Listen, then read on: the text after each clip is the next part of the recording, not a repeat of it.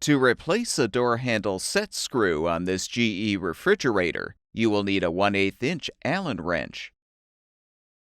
Open the appropriate refrigerator door and use the 1/8 inch Allen wrench to fully unthread the set screw you're replacing.